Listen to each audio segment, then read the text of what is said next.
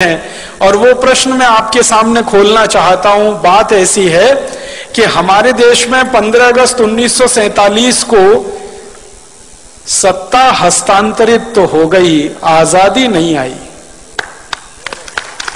स्वतंत्रता नहीं आई इस देश में। 15 अगस्त 1947 को गोरे अंग्रेजों से काले अंग्रेजों को सत्ता का हस्तांतरण हो गया। स्वतंत्रता नहीं आई, आजादी नहीं आई, क्योंकि स्वतंत्रता का मतलब है अपने तंत्र में जीना, आजादी का मतलब है अपनी व्यवस्थाओं में जीना। स्वदेश माने अपने देश की व्यवस्थाओं में जीना, अपने तंत्र की व्यवस्थाओं में जीना, तब हम स्वतंत्रता की बात कर सकते हैं। लेकिन आजादी के 60 साल के बाद तो एक भी तंत्र ऐसा बना नहीं इस देश में जो अपना हो। जिस संसद से कानून पारित होते हैं वो संसद अंग्रेजों की बनाई हुई है, वो अपनी कहां है? ये गोल गुंबद जो शून्य जैसा है, ये तो अंग्रेजों का बनाया हुआ ढांचा है 1927 में, जिसको महात्मा गांधी ने बहुत कड़े शब्दों में कहा था कि बम लगा के उड़ा दो इसको। गांधी जी के शब्द हैं ये। संसद को उड़ा दो, राष्ट्रपति भवन को उड़ा दो, क्योंकि वो वॉयसराय का घर हुआ करता था, गुलामी का प्रतीक है। तो गांधी जी से किसी ने कहा कि बापू आप तो अहिंसा वाले आदमी हैं और आप कह रहे हैं इसको उड़ा दो, तो उन्होंने कहा गुलामी के प्रतीकों को संभाल कर नहीं रखा जाता। कोई देश दुनिया में ऐसा नहीं है जो अपनी गुलामी के दौर के प्रतीकों को साज कर, संवार कर, धोकर और पोंछ कर रखता। हमने रखा हुआ है। हमारा तंत्र जो संसद हमने बनाई है, दुर्भाग्य से जिसको हम संसदीय लोकतंत्र कहते हैं, ये तो अंग्रेजों का सिस्टम है पूरा का पूरा, जिसको इंग्लैंड में वेस्टमिनिस्टर सिस्टम कहा जाता है, उसको हमने दुर्भाग्य से पार्लियामेंट्री डेमोक्रेटिक सिस्टम कहना शुरू कर दिया, जो कहीं से भी पार्लियामेंट्री नहीं है और कहीं भी डेमोक्रेटिक नहीं। आजादी आई नहीं है, स्वतंत्रता मिली नहीं है। बस इतनी ही स्वतंत्रता और आजादी है जो मैं आपसे कह रहा था कि पहले गोरे अंग्रेजों का शासन चलता था, अब काले अंग्रेजों का शासन चलता है।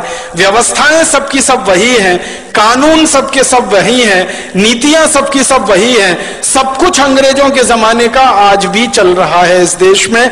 इसलिए हमको आज भारत स्वाभिमान की तरफ से स्वदेशी की बात फिर करनी पड़ रही है, क्योंकि सब कुछ अधूरा है 15 अगस्त 1947 के बाद। मैं आपको बहुत दुख के साथ एक बताना चाहता हूं, अंग्रेजों ने भारत को गुलाम बनाया और भारत जैसे 50 देशों को गुलाम बनाया। उनमें से कुछ देश हैं जैसे कनाडा है, ऑस्ट्रेलिया है, न्यूजीलैंड है, ये एक ग्रुप के देश हैं। भारत है, पाकिस्तान है, बांग्लादेश है, ये दूसरे ग्रुप के देश हैं। मॉरिशस है, श्रीलंका, ये तीसरे ग्रुप के देश हैं। ये ग्रुपिंग किस तरह की है? अंग्रेजों ने 3 तरह के देश गुलाम बना के रखे थे। एक देश को अंग्रेज कहा करते थे self governing colonies. Self governing colonies में ये था कनाडा, ऑस्ट्रेलिया, न्यूजीलैंड, ये अंग्रेजों का गुलाम था, लेकिन इनकी कैटेगरी थी सेल्फ गवर्निंग कॉलोनीज। माने वो देश कुछ कुछ अपने हित के कानून खुद भी बना सकते थे, लेकिन ज्यादा कानून अंग्रेज बनाते थे। दूसरे ग्रुप में श्रीलंका, मॉरिशस जैसे देश थे, जिनको क्राउन कॉलोनीज कहा जाता था उस जमाने में। क्राउन कॉलोनीज में श्रीलंका था, मॉरिशस था, ये सूरीनाम वगैरह ये देश थे। और तीसरा था डिपेंडिंग कॉलोनीज, उनमें भारत, पाकिस्तान वगैरह वगैरह थे। डिपेंडिंग कॉलोनीज सबसे खराब गुलामी का ढांचा था, सबसे खराब गुलामी का।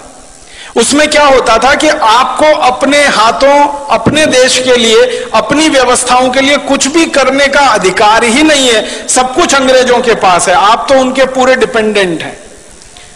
तो वो हम डिपेंडेंट अंग्रेजों के हो गए, क्योंकि हमारे यहां गुलामी आ गई और वो हमारी कुछ छोटी मोटी गलतियों से आ गई। ईस्ट इंडिया कंपनी यहां व्यापार करने के लिए घुस गई। एक राजा था जहांगीर, उसने आगा न देखा न पीछा, लाइसेंस दे दिया व्यापार करने का। जैसे आजकल हमारे नेता विदेशी कंपनियों को व्यापार करने के लाइसेंस दे देते हैं, थोड़े से पूंजी के लालच में कि विदेशी पूंजी आएगी, थोड़ी विदेशी पूंजी आएगी।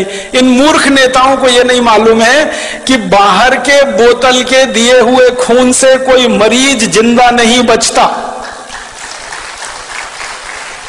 अगर किसी व्यक्ति का खून बनना बंद हो जाए, अगर किसी देश में पूंजी का उत्पादन होना बंद हो जाए, तो बाहर की पूंजी लाकर किसी देश का विकास नहीं हो सकता। जैसे किसी मरीज के शरीर में खून बनना बंद हो जाए तो बोतल का खून चढ़ाकर कितने दिन जिंदा रखेंगे आप उस मरीज को? आखिर उसको आज नहीं तो कल अपना खून बनाना ही पड़ेगा, तभी वो जिंदा रहेगा। वैसे ही पूंजी की जरूरत है तो पूंजी उत्पादन का तरीका बढ़ाना पड़ेगा, बनाना पड़ेगा, न कि ये कि हम भीख मांग के हमेशा पूंजी लाएंगे।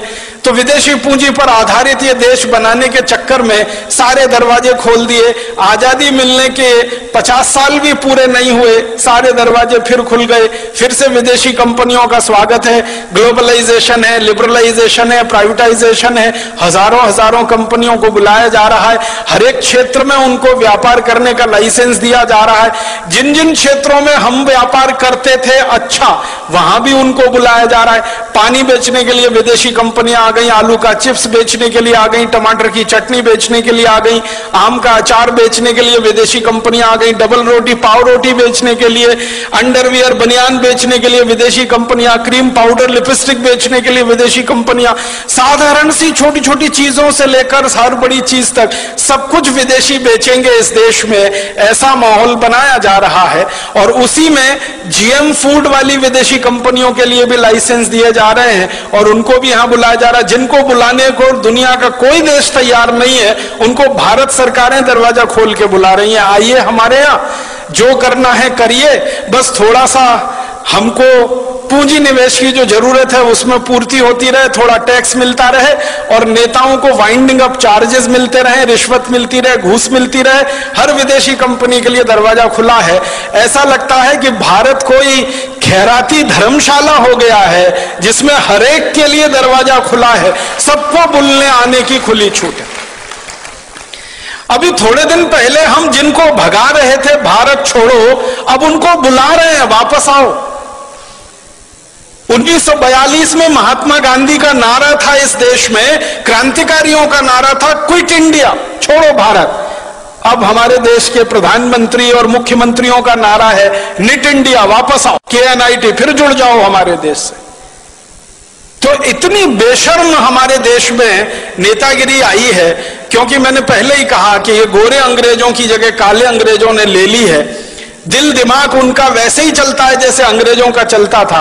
आज हमारा देश दुर्भाग्य से पूरा का पूरा खतरे में है, क्योंकि ऐसे नेता देश में कुर्सी पर काबिज हैं जो हर क्षेत्र में विदेशी कंपनियों को बुला रहे हैं। उन्होंने इतिहास से सबक नहीं सीखा है कि एक गलती जहांगीर ने की थी जिसकी सजा पूरे देश ने 200 साल भुगती थी। अब लग रहा है कि जहांगीर ही जहांगीर पैदा हो गए हैं। मुझे तो कई बार ये व्यंग में कहने को मन करता है, जहांगीर मरा नहीं है, उसी की आत्मा हमारे देश के नेताओं में प्रवेश कर गई है। जो देखो विदेशी कंपनी को लाने के लिए विदेश जा रहा है, लाल कालीन बिछाकर उनका स्वागत कर रहा है। हमारा देश ऐसा हो गया। अब विदेशी कंपनियां घुस गई, हजारों हजारों की संख्या में घुस गई। इन कंपनियों ने जिंदगी के हर क्षेत्र पर कब्जा कर लिया। सवेरे आप सोकर उठें तो आपका टूथपेस्ट, बाथरूम में जाएं तो शेविंग किट्स, फिर नहाए तो उसके बाद साबुन, फिर कपड़ा धोएं तो उसके साबुन, फिर बाहर निकले तो कपड़े पहने, जूते पहने, चप्पल पहने, क्रीम पाउडर लिपस्टिक इस्तेमाल करें, सब कुछ विदेशी। सवेरे से शाम तक, रात को सोने जाए तो मच्छर भगाने वाली अगरबत्ती भी विदेशी, और जिस मच्छरदानी में सोए वो मच्छरदानी विदेशी, जिस बिस्तर पे सोए उसका गद्दा विदेशी, गद्दे के ऊपर चादर विदेशी, सब कुछ विदेशी हो गया। 50 साल पहले तक इस देश में स्वदेशी स्वदेशी स्वदेशी स्वदेशी मंत्र हुआ करता था। आज इस देश के नेताओं ने विदेशी विदेशी विदेशी सब बना दिया। तो आजादी के 60-62 साल में हर क्षेत्र में विदेशीकरण जब हो रहा हो तब स्वदेशी की बात करनी ही पड़ेगी।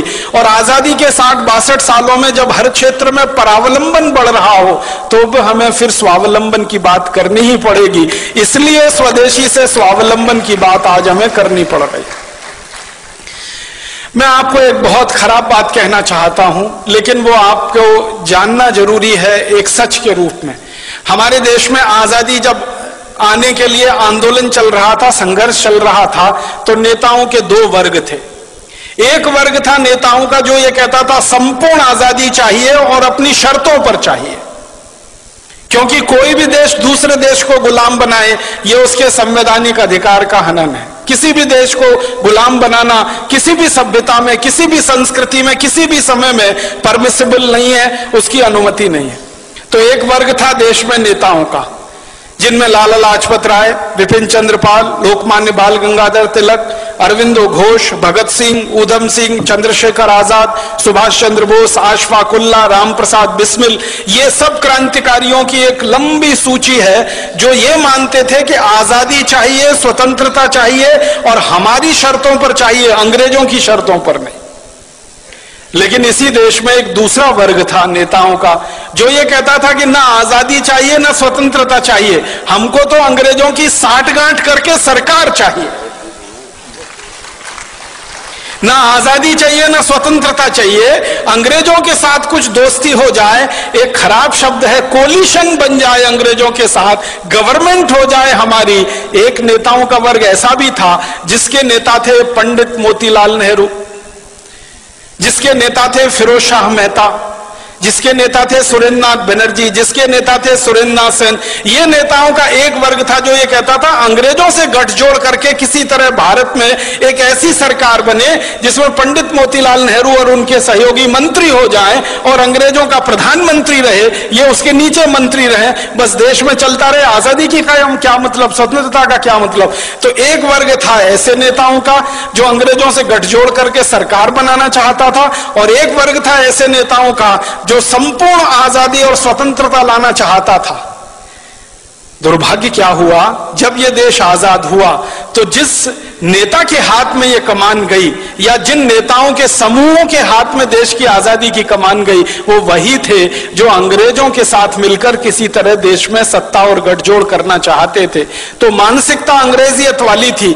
तो आजादी मिलते ही उन्होंने देश में वो कुछ भी नहीं किया जो होना चाहिए था आजादी के तुरंत बाद। हमारी भाषा विदेशी हो गई क्योंकि हम गुलाम थे। आजादी आई तो भाषा स्वदेशी होनी चाहिए, वो नहीं हो पाई।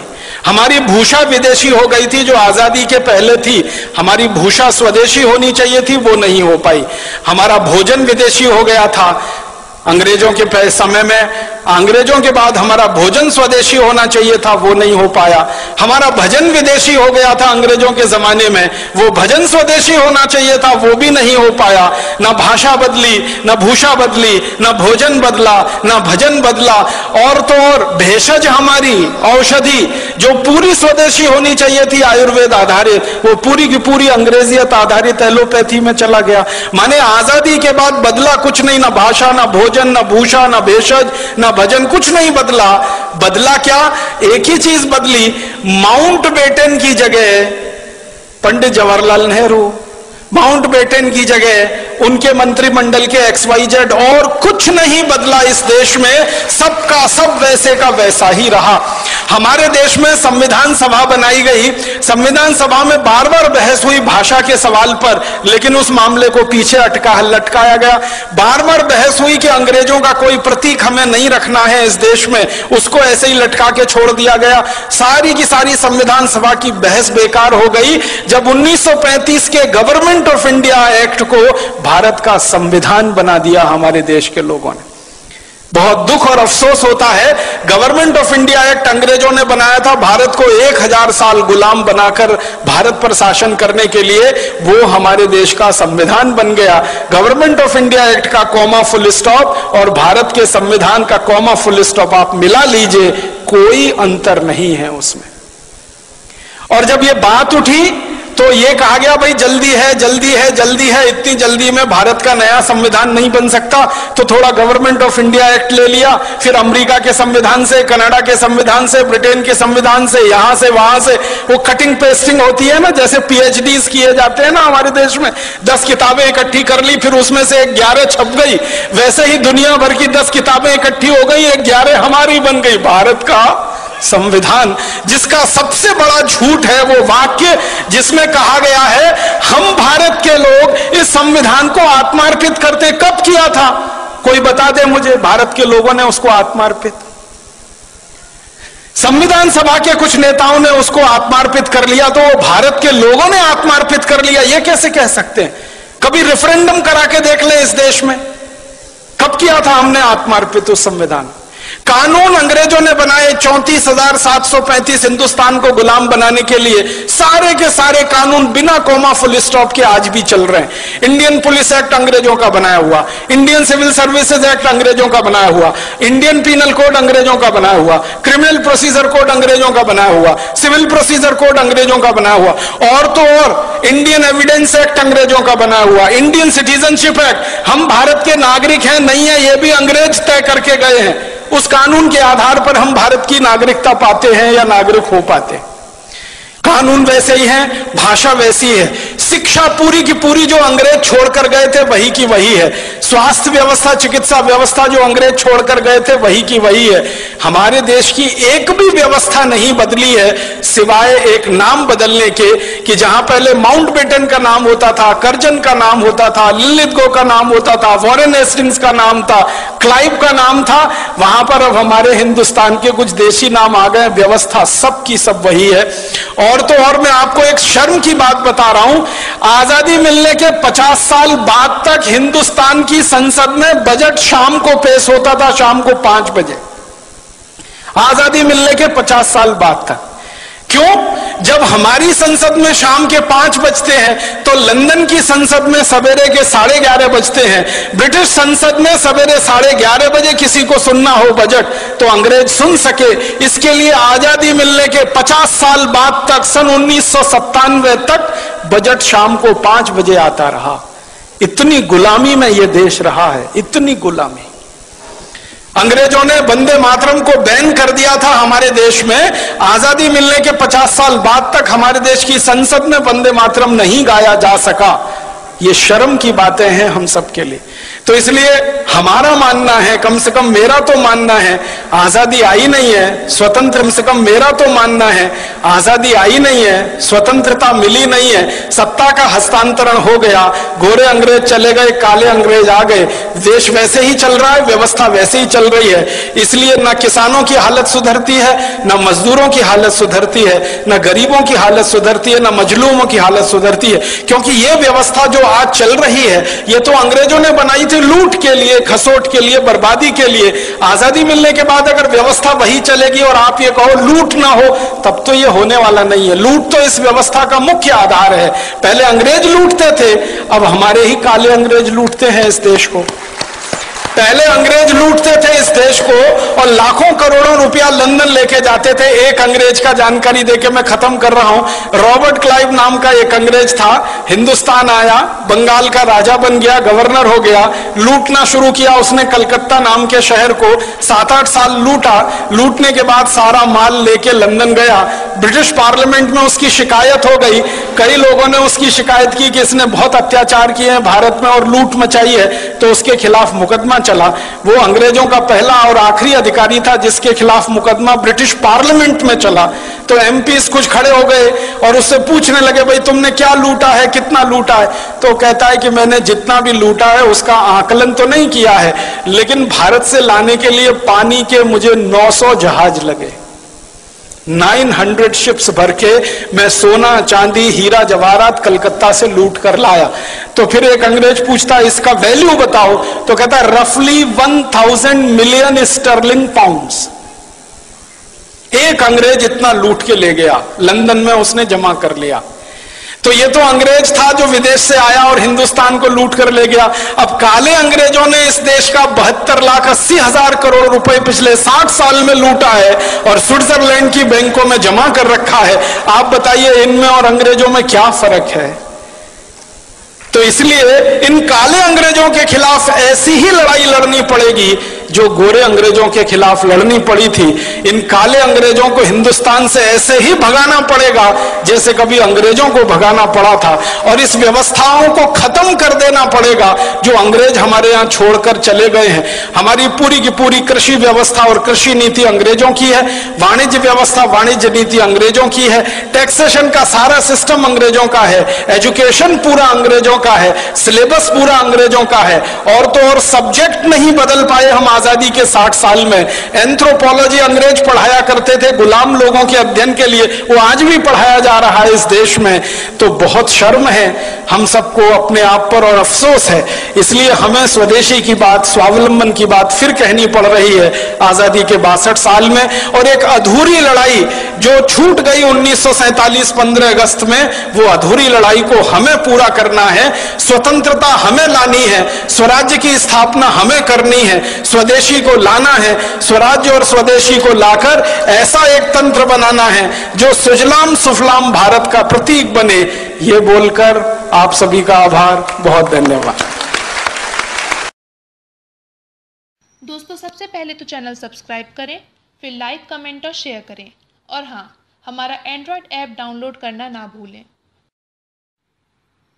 दोस्तों, सबसे पहले तो चैनल सब्सक्राइब करें, फिर लाइक, कमेंट और शेयर करें, और हाँ, हमारा एंड्रॉयड ऐप डाउनलोड करना ना भूलें।